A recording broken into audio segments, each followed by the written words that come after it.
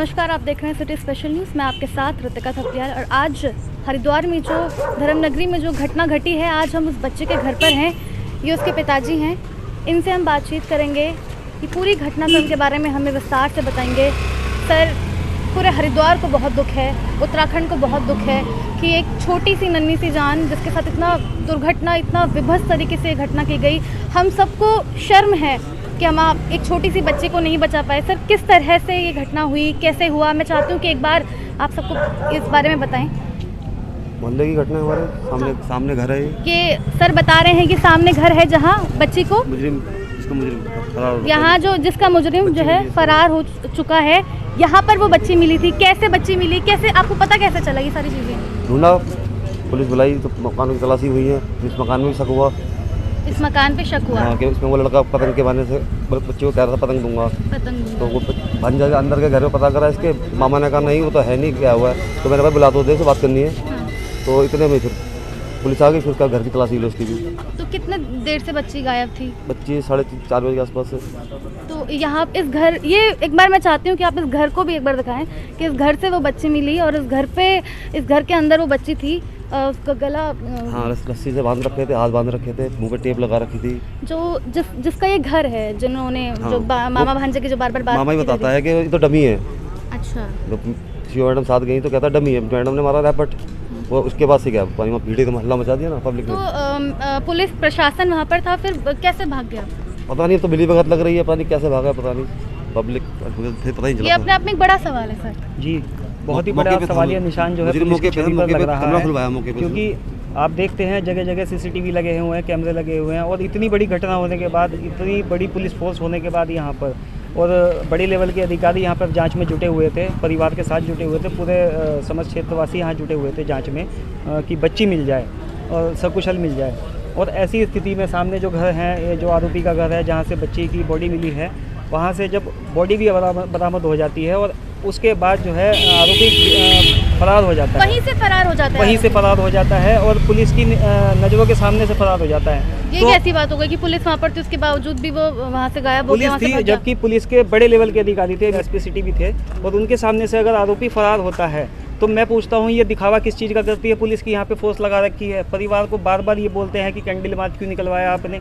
Public अपना गुस्सा कैसे दिखाएगी? क्या पब्लिक को दर्द नहीं है? पब्लिक की बेटियां नहीं है, बहुएं नहीं है? मैं पूछता हूँ पुलिस प्रशासन से कि उनके घर में माँ बहन नहीं है क्या, या बेटियां नहीं है कि उनको दर्द नहीं है? कि अपना गुस्सा कैसे दिखाएगी पब्लिक को? और मैं सबसे बड़ा सवालिया निशान पुलिस पे ये लगाता हूँ कि एक आरोपी आपकी गिरफ्त से बाहर जाता है, आपके सामने से भाग जाता है, तो आपने सर्विलेंस क्यों नहीं लगाया? आप वो इतना बड़ा कैश तो अपने साथ नहीं लेके गया होगा, कहीं ना कहीं से कुछ फंडिंग भी उसको मिल रही होगी, एटीएम यूज़ कर रहा होगा, तो इलेक्ट्रॉनिक सर्विलेंस के माध्यम से पुलिस उसकी जांच क्यों नहीं कर रही? 3 दिन हो चुके हैं। 10-11 आदमी एक साथ लेके जाना बहुत बड़ी बात ये भी। सर, एक और बहुत बड़ा सवाल आता है कि जब पुलिस यहाँ पर थी तो क्या एक ही पुलिस थी या फोर्स पूरी आई थी? 14-15 आदमी थे, उसके बावजूद वो भाग गया। अपने आप में एक बहुत बड़ा सवाल है, ये लापरवाही भी यहाँ पर हम पूरी तरह से कह सकते हैं। और सर, बच्ची कैसे गायब हुई, कैसे ये आपको पता कैसे चला? मतलब बच्ची अकेले थी, कैसे, क्या हुआ? उसकी मम्मी ने ढूंढा उसे 1-1.5 घंटे बाद, पता करा सब जगह तो मिली नहीं। अच्छा, एक बच्चा है गली में ही, उसने बताया, छोटा बच्चा है, कि एक भैया पतंग के लिए कह रहे सामने वाले घर में, जब से दीदी गायब है। सब थोड़ा सा बन रहा था, पूछताछ करने के घर में तो कहता है नहीं, भांजा बाहर गया हुआ है।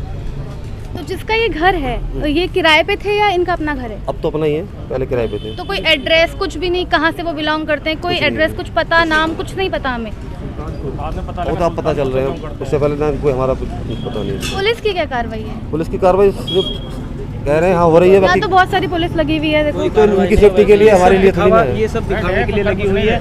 पुलिस का काम सिर्फ और सिर्फ बैठे कर कुछ नहीं रहे। अच्छा, पुलिस आ रही है यहाँ पर, आपसे बातचीत कर रही है, आपको कुछ आश्वासन दे रही है, नहीं दे रही है? कुछ नहीं, पुलिस काम करती है। जो एक आरोपी पकड़ा गया, पकड़ा है, वो डाटी जेल भेज दिया, उसे रिमांड पे तो लेती, पूछताछ तो होती भी, और कहाँ गए हैं, कहाँ के रहने वाले हैं, कुछ भी नहीं, डाटी जेल भेज दिया। ऐसा होता है कि कितने लोग कुछ भी नहीं, रिमांड नहीं ले सीधा। पुलिस यहाँ पर सिर्फ इसलिए बैठा रखी है कि पब्लिक गुस्से में ना आए और इसकी संपत्ति को कोई हानि ना पहुंचाए। इसका मतलब वो आरोपी के संपत्ति का संरक्षण कर रहे हैं। मामा है ना उसमें, वो तो है ही, बाकी नहीं मेडिकल तो से पता बताता इस चलेगा। चीज है, जब वो जेल भेज दिया ज़्यादा भी- डायरेक्ट लेके अगले दिन जेल भेज दिया, कुछ पूछा ही नहीं है, ना रिमांड पर लिया, बस सीधा जेल भेज दिया, बात खत्म। जब दोनों यहीं क्या कर रहे थे हैं, कुछ तो भी नहीं। फिर वो कैसे हाथ से कैसे निकल गया पुलिस के हाथ से? ये भी ये अपने आप में एक बड़ा सवाल है कि पुलिस होने के बावजूद वो आरोपी यहाँ से कैसे फरार हो सकता है, और फरार हुआ तो क्यों पुलिस ने उसका पीछा नहीं करा, क्यों उस पुलिस उसे पकड़ नहीं पाई? नहीं तो बात है। पकड़ा तो जब ही जाता जो जेल भेज दिया, वो बताता ना, उसे पता होगी कहाँ कहाँ जाता, कहाँ का रहने वाला क्या नहीं, वो तो जेल भेज दिया, बचा क्या है? मैं पुलिस की गलती नहीं है, वो जेल भेज क्यों दिया इतनी जल्दी? पूरे थाने में रखते, कोई सब मार रहे थे जाकर, पुलिस नहीं थी क्या? पब्लिक कैसे मारते गिर जाकर? जब यहाँ नहीं मार पाए वहाँ क्या मारेंगे? पुलिस की गलती नहीं, जेल क्यों भेज दिया? जेल भेजने का क्या मतलब है? एक आध दिन रखते हम उस पर निंदा बजता बताता कि जी मेरा मामा वो था, फलाना है, कहाँ का है, शक है कि किसी न किसी को बचाने की भी कोशिश की जाए।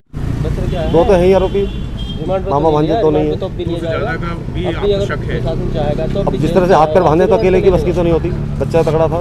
बच्चा हाँ। हेल्थ में अच्छा था, नहीं वैसे मतलब वैसे पकड़ नहीं सकता दिल से उसे नॉर्मल अकेले नहीं को। पकड़ सकता। आपको उम्मीद है कि ज़्यादा भी लोग हो ज़्यादा सकते ही हैं हो सकता इसमें। है। दो तो है ही कम से कम, दो है, चार भी हो सकते बाकी वो तो जब चलेगा जब पता चलेगा। अभी आप क्या चाहते हैं, क्या कार्रवाई होनी चाहिए?